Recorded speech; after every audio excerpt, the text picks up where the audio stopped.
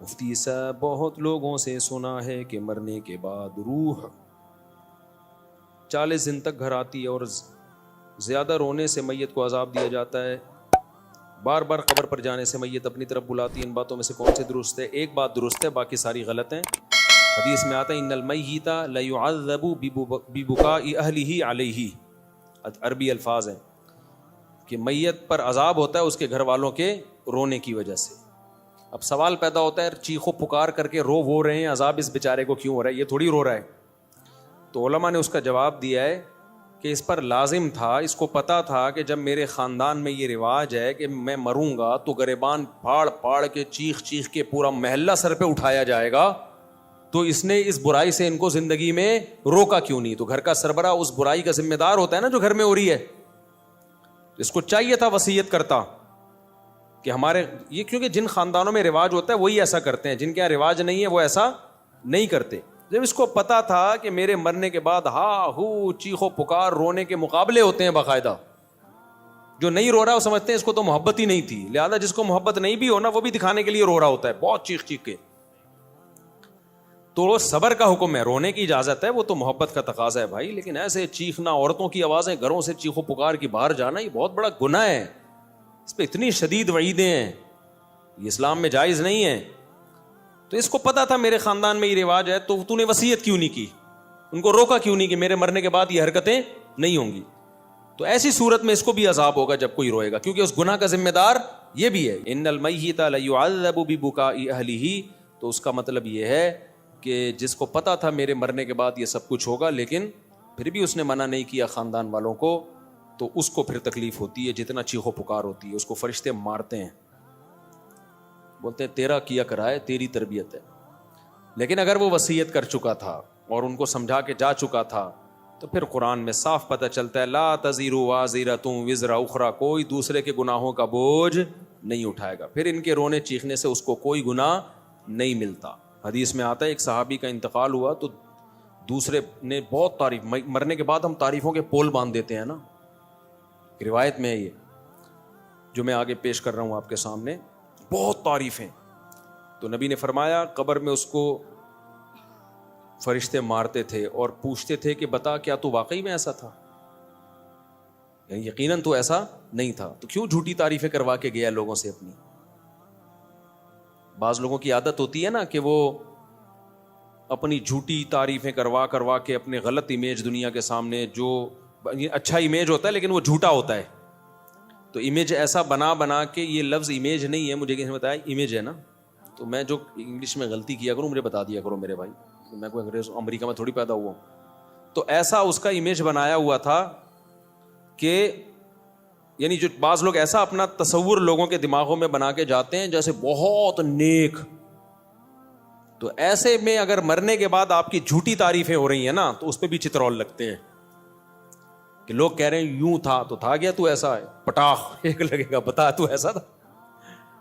تو اس لیے جیسے ہو ویسے ہی نظر آؤ، اپنے بارے میں زیادہ نہیں تعریفیں کروایا کرو لوگوں سے۔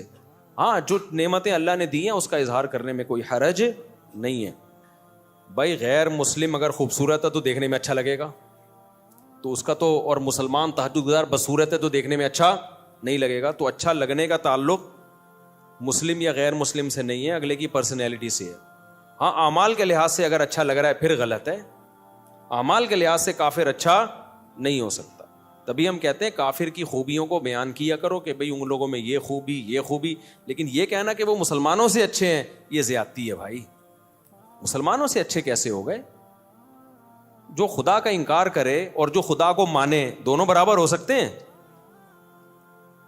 ایک اللہ کو مانتے ہیں، اللہ کے پیغمبروں کو، اللہ کی کتابوں کو مانتے ہیں، دوسرا مانتا ہی نہیں ہے، وہ کہتے ہیں میں خود بخود بناؤں، تو اپنے خدا کا انکار کر دیا اللہ کا، تو مسلمان سے اچھا۔ اگر وہ اچھے ہوتے تو اللہ مسلمانوں کو جہنم میں بھیجتا، پھر ان کو جنت میں بھیجتا۔ ہاں یہ کہنا درست ہے کہ ان چیزوں میں وہ مسلمانوں سے اچھے ہیں، اور سب مسلمانوں سے بھی نہیں، خاص جیسے پاکستانی مسلمانوں سے امریکی مسلمان کرپٹ نہ ہونے میں اچھے ہیں، جاپانی مسلمان پاکستانی مسلمانوں سے ڈسپلن میں اچھے ہیں، ڈسپلن ان کا بہت اچھا ہے، صفائی ستھرائی میں وہ پاکستانی مسلمانوں سے اچھے ہیں۔ تو پاکستانی کس چیز میں اچھے ہیں؟ وہ سوچ رہا ہوں ابھی کوئی دماغ میں آئے گا تو بتاؤں گا. تو بیوی سے وفا کرنے میں پاکستانی مسلمان جاپانیوں سے اچھے نہیں, بہت اچھے ہیں, سمجھتے ہو. اور ایک اور چیز رہ گئی, بچے پیدا کرنے میں بھی بہت اچھے. تو چند چیزوں میں تو ہو سکتا ہے, یہ تو کافروں میں بھی تھا نا. نبی صلی اللہ علیہ وسلم نے فرمایا خیارکم فی الجاہلیت خیارکم فی الاسلام. جو زمانے جاہلیت میں کافر اچھے تھے, اسلام میں بھی وہی اچھے ہیں. تو اس سے پتہ چلا کافر میں بھی کوئی اچھا ہو سکتا ہے نا. تو یہاں اچھائی سے مراد ہے چند صفات میں اچھائی, غیرت میں, بہادری میں. تو بعض کافر بڑے غیرت مند ہوتے ہیں, بہادر ہوتے ہیں, سخی ہوتے ہیں. تو جب وہ اسلام لاتے ہیں تو وہ بہادری غیرت اور بڑھ جاتی ہے. تو صحابہ کرام زمانے جاہلیت میں سخی تھے, بہادر تھے, رشتہ داری جوڑنے کو اچھا سمجھتے تھے. یہی جب مسلمان ہوئے تو یہ وفا کس کے لیے استعمال ہوئی, پھر نبی کے لیے. اور جو منافق تھے مدینہ میں, وہ کمبخت اسلام لانے سے پہلے بھی 2 نمبر, اسلام بھی لانے کے بعد بھی 2 نمبر. وہ جدھر دیکھتے تھے نا پلڑا بھاری ہے ادھر کو پلٹ جاتے تھے. تو نبی کے جو رشتہ دار تھے قریشی ہاشمی, حضرت ابو طالب کو دیکھو, اگرچہ کفر میں موت ہوئی ہے لیکن رشتہ داری آخری دن تک نبھائی ہے نبی کے ساتھ, کہ میرا بھتیجا ہے, میں اس پہ کسی کو انگلی اٹھانے نہیں دوں گا. 3 سال نبی صلی اللہ علیہ وسلم کو شعب ابی طالب میں آپ کا بائیکاٹ کر کے بند کیا گیا, پتے کھانے پڑے ہیں 3 سال, معاشی بائیکاٹ. ابو طالب نے غیر مسلم ہونے کے باوجود وقت کس کے ساتھ گزارا, پیغمبر کے ساتھ. کیوں؟ مشکل میں اپنی قوم کو نہیں چھوڑنا. ٹھیک ہے نظریے کا اختلاف ہے لیکن قوم کی بیس پہ ساتھ دے رہے ہیں. تو کسی بھی بیس پہ جب کوئی ساتھ دیتا ہے تو اس کے لیے غیرت کا ہونا ضروری. بے غیرت کیا کرتا ہے, جہاں کوئی مصیبت آئی ایک دم. ہمارے ایک دوست تھے, ان کہتے ہیں میرا ایک بڑا جگری دوست تھا نا, ہر وقت ساتھ. کہنے ایک دن 2-3 لڑکوں نے مجھے گھیر لیا پیٹنے کے لیے نا, کوئی پڈا تھا. کہہ رہے میں نے کہا کوئی بات نہیں, ہم بھی 2 ہیں نا, نمٹ لیں گے, دیکھیں گے. کہہ رہے میں مار کھائے جا رہا ہوں, کوئی رپلائی کہیں سے ہو ہی نہیں رہا. کہہ رہے میں نے اپنا وہ لنگوٹی یار دیکھا تو وہ 3 کلومیٹر پہ نا بھاگا جا رہا ہے. ابے تو یہ تو اس موقع پہ نہیں بنتا یار, یا تو وہ 100 آدمی ہوتے تو یار وہ بھی 2-3 ہیں, تم 2 ہو تو کچھ تو کرو نا, کچھ تو بچاؤ تو گئی اس کو. ایک دم ایسا بھاگا. میں چھوٹا تھا تو میرے ساتھ ایک ہمارے کلاس فیلو اسکول کا لڑکا, ہم دونوں ڈبل سواری پہ آ رہے تھے. آپ کو پتہ ہے کراچی میں ڈبل سواری پہ پابندی ہی رہی ہے. اب ہم تو محلے پڑوس میں ہی نکلے, کہیں آگے ٹریفک پولیس والا نا, ہم چھوٹے بچے تھے اس وقت, ایک تو عمر بھی پوری نہیں تھی, وہ بھی اللیگل کام. تو ہم تو ایسے ہی نکلے, گلی محلے میں لوگ نکل جاتے ہیں, غلط ہے نہیں کرنا چاہیے, پولیس والا. اب جیسے ہی ٹریفک پولیس والا نا میرے جو پیچھے بیٹھا ہوا تھا وہ چلتی بائک سے اتر کے بھاگ گیا. مجھے آج تک وہ بھاگ گیا, اتنی اسپیڈ سے بھاگا ہے, میں اکیلا. تو وہ ٹریفک پولیس والے نے اس کو دیکھ کے اس کو اتنی ہنسی آئی ہے کہ یار یہ کتنا ڈر گیا, بھاگا جا رہا ہے. تو مجھے بھی چھوڑ دیا, بولا جا یار واپس. وہ دن آج تک میں بھولا نہیں ہوں کہ یار تھوڑی سی اسپیڈ تو بھائی پکڑے گا کیا, کہ جیل میں تھوڑی ڈال دے گا, تھوڑا سا تنبیہ کرے گا, کچھ جرمانہ لگا دے گا, کچھ بھی کرے گا. اتنے بچے پہ تو کیا جرمانہ بھی نہیں لگتا. لیکن مجھے اس کی اسپیڈ دیکھ کے نا جو میرے ساتھ بیٹھا ہوا تھا, میں نے کہا یہ ہے بہادر. بھائی اتنی بھی جلدی نہیں بھاگو, آگے پولیس والا تھوڑا سا آگے آ رہا ہے, میں نے کہا ابھی میں روکوں گا تو وہ اترے گا, پھر دیکھو ہے ہی نہیں, بھاگا ہوا جا رہا ہے. تو کافروں میں بھی کچھ غیرت مند ہوتے ہیں, کچھ اچھی صفات ہوتی ہیں, تو وہ صفات بیان کرنے میں حرج نہیں ہے. لیکن جب مقابلہ ہوگا تو بھائی مسلمان کافر سے بہرحال بہتر ہے.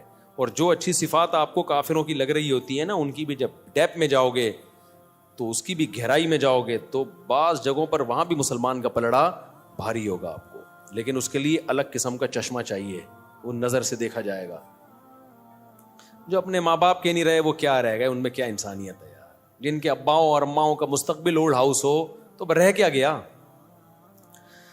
السلام علیکم. بعد اور ہے کہ میں غلام حیدر ول عبد الواحد, پورا شجرہ نسب لکھا ہوا ہے میرے بھائی. میری درخواست ہے کہ میرا نکاح ہو گیا ہے, نام سے پتہ چل رہا ہے کہ آپ کا نکاح ہو گیا ہے.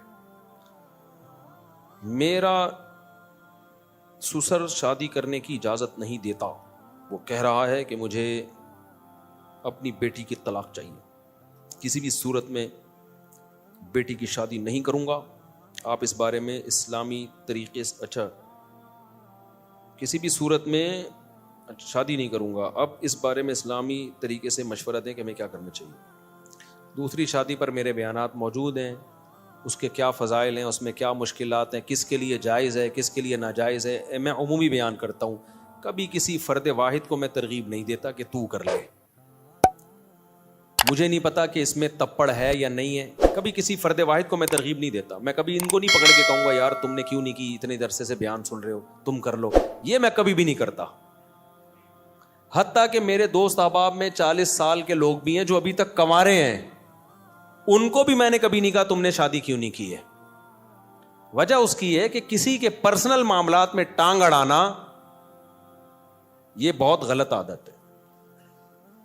میں اگر کسی کو اسپیسیفک کسی فرد کو ترغیب دوں تم دوسری شادی کرو, مجھے نہیں پتا اس کا بیہیویئر پہلی بیوی کے ساتھ کیسا ہے, اس کے حقوق ادا کر بھی رہا ہے کہ نہیں کر رہا. ہو سکتا ہے وہ اس کو لٹکا کے رکھا ہوا ہو اور ہم اس کی 4 شادیاں کراتے پھر رہے ہوں, تو یہ تو ظلم ہو جائے گا نا.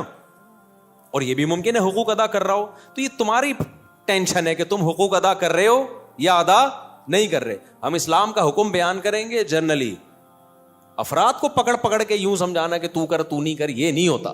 منع تو کیا ہے بہت سے لوگوں کو میں نے کہ تم نہیں کرو, کیونکہ جب مجھے ان کے حالات پتا چلے, انہوں نے آگے مشورہ لیا نا, میں نے کہا تیرے بس کا نہیں ہے بھائی, تیری باتوں سے لگ رہا ہے تیری ٹانگیں ابھی کانپ رہی ہیں, تو نہیں, تیرے بس میں نہیں ہے. تو لیکن کسی فرد کو میں پکڑ کے ترغیب دوں کہ تم کرو, تم نے کیوں نہیں کی, تم, ہاں مذاق میں دوستوں کی محفل میں ایک الگ بات ہوتی ہے, لیکن میں ویسے نارملی کبھی کسی کو ترغیب نہیں دیتا. اب آپ کہہ سکتے ہو چلو دوسری کی آپ کسی فرد کو ترغیب نہیں دے رہے, نہیں دینے کی وجہ سمجھ میں آئی. مجھے کیا پتا یہ پہلی کے ساتھ سنجیدہ ہے بھی یا نہیں ہے. ہو سکتا ہے اس کے پاس ظلم کر رہا ہو, وہ گزارا کر رہی ہو اس کے ساتھ مجبوری میں. اب تو مجبوری میں وہ گزارا کر رہی ہے, تم اس کے اوپر ایک اور بھی لے آؤ, ٹھیک ہے نا, اس کو بھی لٹکا کے چھوڑ دو, تو یہ تو بیڑا غرق ہو جائے گا. مجھے کیا پتا تم برابری کر سکتے ہو یا نہیں کر سکتے, پھر تم کر کہاں رہے ہو. بعض دفعہ آدمی شادی کر رہا ہوتا ہے, بھائی تم اتنی پیسے ہیں نہیں, تم شادی ڈیفینس میں کر رہے ہو, مالدار لڑکی سے کر رہے ہو, تو نہ تو اس کے قابل رہو گے نہ پہلی کے قابل. اس کا تو جیب خرچی 4 لاکھ روپے ہوتی ہے, پاکٹ منی. جو مالدار لڑکی ہے نا, پاکٹ منی ایسے چل رہا ہوتا ہے, 4 لاکھ پاکٹ منی. تو غریب آدمی بولے گا میں ٹماٹر کی بیچ کے 4 لاکھ تیری پاکٹ منی کہاں سے. تو بھائی تم نے کیوں کی ایسی جگہ پہ شادی, اپنی حیثیت دیکھ کے کرو نا. تم وہاں شادی کرو جو 5 روپے پاکٹ منی, ایسا ہوتا نہیں ہے, لیکن ایک مثال دے رہا ہوں میں. تو میں نہیں جانتا کہ بھائی یہ اس قابل ہے یا نہیں ہے کسی شخص کے لیے. میں فرد واحد کو, متعین فرد کو کبھی ترغیب نہیں دیتا. تو کرے گا خود, جب مسائل کھڑے ہوں گے تو بلی کس پہ ڈال دے گا, مفتی صاحب نے مجھے مشورہ دیا تھا, مفتی صاحب نے بولا تھا. تو بھائی ہم نہیں جانتے آپ کو, ہم تو ایک جنرلی حکم بیان کریں گے کہ جس میں 2 بیویوں میں عدل کی طاقت ہے, دونوں کے حقوق ادا کر سکتا ہے کہ نہیں کر سکتا, یہ خود فیصلہ کرو. اس کو چاہیے کہ کر گزرے اور کر کے بتا دے کہ ہو گئی ہے. باقی کس میں طاقت ہے کس میں نہیں ہے یہ آپ نے فیصلہ کرنا ہے, یہ میں نے فیصلہ نہیں کرنا. آپ کہہ سکتے ہو چلو 2 شادیوں والے کو آپ مشورہ نہیں دیتے, تو کنوارے کو آپ تو دے سکتے ہو نا, جو آپ کے 40 45 سال کے دوست کنوارے ہیں, ان کو کیوں نہیں دے رہے. بھائی یہ بھی کسی کی نجی زندگی ہے, مجھے نہیں پتا اس کی کیا مجبوریاں ہیں. بعض دفعہ صحت کے ایشوز ہوتے ہیں, وہ نہیں شرما کے بتا رہا ہوتا. ہم کیوں کسی کا راز دنیا کے سامنے فاش کریں. وہ مجھے تھوڑی بتائے گا میرے اندر طاقت نہیں ہے.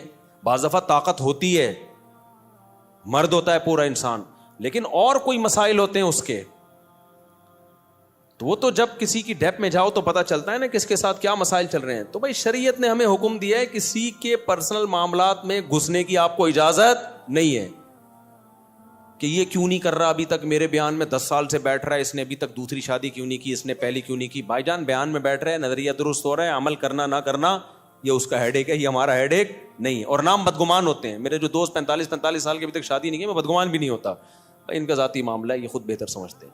تو اس لیے میں آپ کو بھی ترغیب نہیں دوں گا جنہوں نے پرچی دی ہے نا. یہ مجھے نہیں پتا آپ کا اپنی پہلی وائف کے ساتھ سلوک کیسا ہے, آپ دوسری کر سکتے ہو نہیں کر سکتے. اب لوگ آتے ہیں میرے سسر کو سمجھا دیں کہ مجھے دوسری کی اجازت دے دیں. سسر کبھی اجازت نہیں دیتا, اور سسر سے اجازت لے کے کرنے بھی نہیں چاہیے, کیونکہ باپ بیٹی کا رشتہ, بہن بھائی کا رشتہ شریعت نے ایسے بنایا ہے کہ اسلام یہ رشتوں کو توڑنا نہیں چاہتا. باپ اگر اجازت دے گا نا لڑکی کا, تو بیٹی کے دل میں کیا آئے گا, مجھ پہ سوگن آئی ہے کس کی وجہ سے, میرے باپ کی وجہ سے. تو اس کا ریلیشن کس سے خراب ہوگا, بولو, باپ سے. تو اسلام یہ پسند نہیں کرتا. تبھی نبی نے 2 بہنوں سے نکاح کرنے کی اجازت نہیں دی. فرمایا 2 بہنوں سے نکاح کرو گے تو رشتے توڑ دو گے, کیونکہ بہن کی محبت سوگن کی نفرت میں تبدیل ہو جائے گی. سمجھتے ہو گے نہیں سمجھتے؟ تو اسی طرح یہ کہ میرا جو ہے نا سالہ مجھے اجازت دے کہ میں دوسری شادی کروں گا, تو سالہ کبھی اجازت نہیں دے گا. ایک تو اس لیے کہ وہ ہے سالہ, دوسرا اس لیے بھی نہیں اجازت دے گا کہ شریعت نے اس کو مکلف ہی نہیں بنایا اس کا, کیونکہ تم کرو گے تو بہن کا بھائی سے رشتہ کیا ہوگا خراب, بہن بولے گی میرا گھر تباہ کرنے والا میرا بھائی ہے. تو اس لیے بھائی یہ سسرال سے پوچھنے کا کام ہے ہی نہیں, تپڑ ہے تو پاس کر ورنہ برداشت کر, یہ کام, اور کرو جب حقوق ادا کرو. تو کون کرے گا کون حقوق ادا نہیں, یہ مجھے نہیں پتا بھائی, اس لیے ہم جنرلی ایک شریعت کا حکم بیان کرتے ہیں. قرآن نے بھی ایک حکم بیان کیا کہ جو 2 بیویوں میں برابری کرے وہ 2 3 3 4 4 شادیاں کرے. اللہ نے یہ الگ الگ نام لے کے نہیں بتایا کہ انڈا موڑ پہ فلاں صاحب بھی کریں اور پٹیل پاڑا پہ فلاں صاحب بھی کریں اور ڈیفینس میں فلاں صاحب اور 14ویں صدی میں فلاں فلاں لوگ کریں, اس اسٹیٹس کے لوگ کریں, اس اسٹیٹس کے لوگ نہ کریں, یہ کہیں نہیں ہے. جنرلی حکم دے دیا بھائی جو ان قواعد پہ پورا اترتا ہے, ترغیب دے دی کرے, کیونکہ بیوہ طلاق یافتہ عورتیں سوسائٹی میں بہت زیادہ ہیں. تو اس لیے مجھے کبھی بھی یہ میرے پاس کیونکہ بہت آتے ہیں لوگ, میرے ابا کو سمجھائیں, میرے ماموں کو سمجھائیں, میرے چاچے کو سمجھائیں. میں نے کہا بھائی میں اپنے والوں کو نہیں سمجھا سکا تھا, تمہارے والوں کو کہاں سمجھاؤں گا, اپنے والوں کو کون دوں گا, ہم ان کو نہیں سمجھا پاتے, ہم تمہارے والوں کو بھی ذمہ داری ہم لیں. اور پھر جب پٹو گے تو ہم پہ بلی آئے گی, شادی تم کر رہے ہوگے, بلی کس پہ آئے گی؟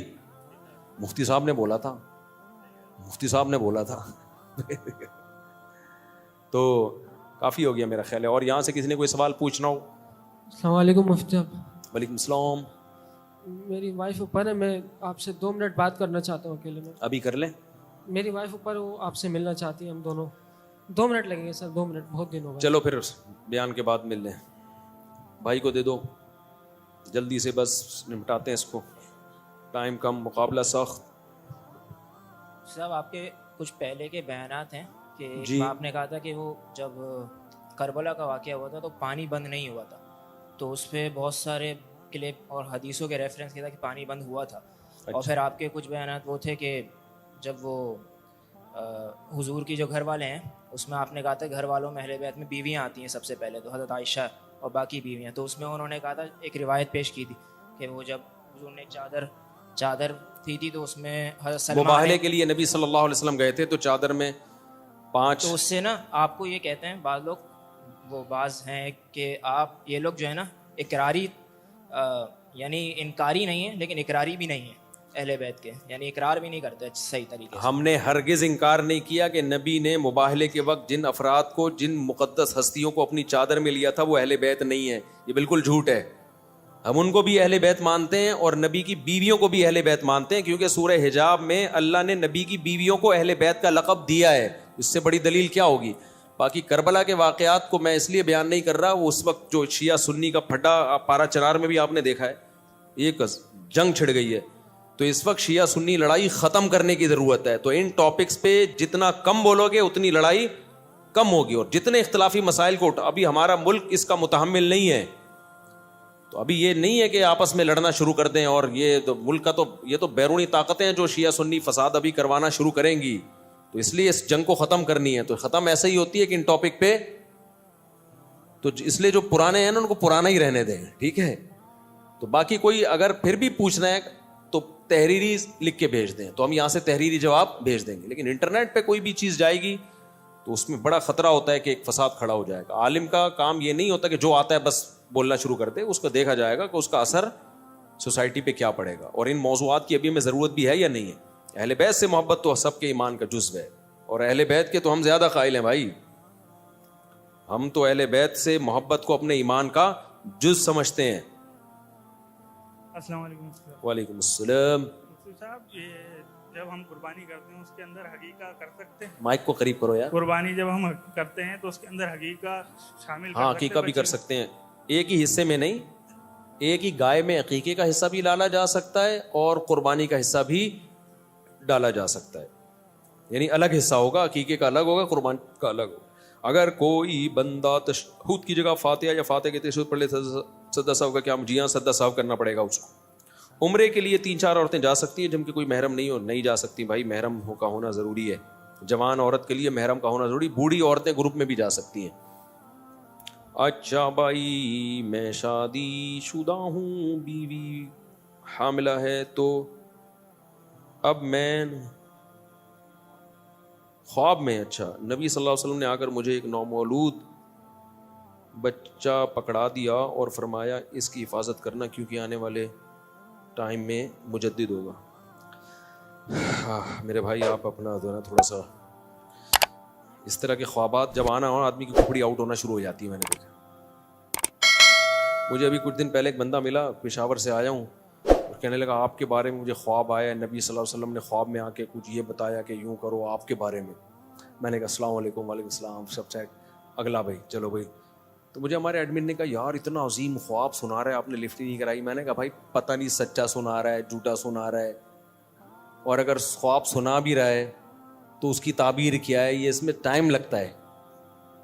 تو ایسے ہی تھوڑی جو بھی آ کے خواب سنائے اچھا اڑے یار بیان میں لاؤ بھائی. تو میں نے کہا اپنے اعمال درست کر رہو, پھر غلط خواب بھی آئیں تو کوئی فکر کی بات نہیں. اپنے اعمال اگر صحیح نہیں ہے تو جتنے مرضی اچھے خواب آئیں متاثر ہونے کی ضرورت نہیں ہے. تو اس لیے فوکس عمل کو زیادہ کرو. باقی نبی کا خواب میں آنا بہت بابرکت عمل ہے, لیکن یقینی تو ہو نا. کوئی بھی آ کے بول دے مفتی صاحب میں نے آپ کے بارے میں خواب دیکھا, میں کیسے یقین کر لوں بھائی. بعض دفعہ میں اس بیچارے جو پشاور والا ہے اس کو جھوٹا نہیں قرار دے رہا, لیکن میں تو کسی کو پرسنلی جانتا نہیں ہوں نا, تو بھائی ہو سکتا ہے کہ سچ بول رہا ہو سکتا ہے بعض دفعہ کوئی آدمی کسی کا فیور لینے کے لیے, یہ جو جعلی مریدین ہوتے ہیں نا, ان کے جعلی پیر ہوتے ہیں, ان کے مریدین جھوٹے خواب سنا سنا کے نا اپنے پیر کا بڑا قرب حاصل کرتے ہیں. پیر صاحب کہتے ہیں یہ خواب دیکھو, یہ آیا ہے سنا بے میرے بارے میں کیا ہے تیرے کو. تو بھائی میں کسی کو ذاتی طور پہ جانتا نہیں ہوں, میں نے یہ نہیں کہا آپ جھوٹ بول رہے ہیں. میں نے کہا بھائی ہو سکتا ہے سچ بول رہے ہو ماشاءاللہ, اگر واقعی دیکھا ہے تو اللہ مبارک کرے, جو اس کی برکتیں خواب کی ہمیں اللہ دے. اچھا بس اتنا ملا, میں گلے میں چلو نیکسٹ یہ کریں وہ بالکل, ورنہ وہی واقعات ہو جاتے ہیں. ایک مرید نے اپنے پیر صاحب کو کہا کہ پیر صاحب میں نے خواب دیکھا ہے کہ آپ کی انگلیاں شہد میں اور میری انگلیاں پخانے میں. پیر صاحب نے کہا, اب پیر صاحب بھی ہے نا, اگر انسان ہوتے تو بولتے یار کچھ بھی آ سکتا ہے خواب میں, اگر شہد میں انگلیاں ہیں بھی تو میرا عمل اگر ٹھیک ہے تو انگلیاں شہد میں ہونے اس کے بغیر بھی میں ٹھیک ہوں, اگر میرا عمل خراب ہے تو انگلیاں شہد میں ہونے سے میں ٹھیک نہیں ہوں گا. یہ کہہ دیتے جان بچ جاتی. پیر صاحب نے کیا کہا فوراً, دیکھا یہی تو بات ہے, میری انگلیاں شہد میں اور تیری انگلیاں, مجھے اچھا نہیں لگ رہا یہ لفظ زبان سے نکالتے ہوئے, لیکن اس کے بغیر مزہ بھی نہیں آئے گا. تو میری انگلیاں تیری انگلیاں پخانے میں اور میری انگلیاں شہد میں, یہی تو ہے. کہتا ہے آگے خواب کمپلیٹ نہیں ہوا ہے, پورا تو سنے پیر صاحب. سب مرید سن رہے تھے نا, پیر صاحب چوڑے میں, ہاں بھائی. کہتے ہیں اینڈ میں دیکھا کہ آپ کی انگلیاں میں چاٹ رہا ہوں, میری انگلیاں آپ چاٹ رہے ہیں. آپ کی انگلیاں میں چاٹ رہا ہوں, میری انگلیاں آپ چاٹ رہے ہیں. تو کوئی مجھے اچھا خواب سنا دیتا ہے نا آپ کے بارے میں یہ آیا, میں کہتا ہوں بھائی ماشاء ٹھیک ہے صحیح ہوگا, اللہ تعالیٰ برکت دے, بس اس سے زیادہ میں لفٹ نہیں کراتا, سمجھتے ہو. میں کہتا ہوں بھائی اعمال اچھے ہیں, برے خواب آئیں پھر بھی ٹھیک ہے, اعمال خراب ہیں تو اچھے خوابوں سے خوش فہمی میں مبتلا نہیں ہونا چاہیے. تو اس لیے آپ بس گولی کھا کے سو جائیں. جن کو یہ اچھا خواب آیا ہے, زیادہ اپنے خود پسندی پیدا ہونا شروع ہو جاتی ہے کہ میرا بچہ مجدد ہوگا, ہوتا پتہ نہیں کیا ہے وہ, کیا نکلے گا. السلام علیکم سر. وعلیکم السلام. میرے دوست ہے ہاسٹل میں. کہاں پر؟ ہاسٹل میں میرے دوست ہے. عسکری میں؟ ہاسٹل میں روم میں, ہاسٹل میں. تو وہ لیٹ نائٹ جو ہے نماز پڑھتے ہیں نا 1 بجے 2 بجے. تو ہماری ریزننگ بھی ہوتا ہے اس میں کہ میں بولتا ہوں کہ ٹائم پہ نماز کرو, فون کی وجہ سے چھوٹ جاتا ہے. عشاء کی نماز لیٹ پڑھتے ہیں؟ جی عشاء کے, وہ بولے کہ صبح تک ہوتے ہیں. تو اس میں کیا حوالے سے؟ عشاء کی نماز کا ٹائم تو فجر سے پہلے تک ہوتا ہے, لیکن اتنی دیر کرنا جائز نہیں ہے.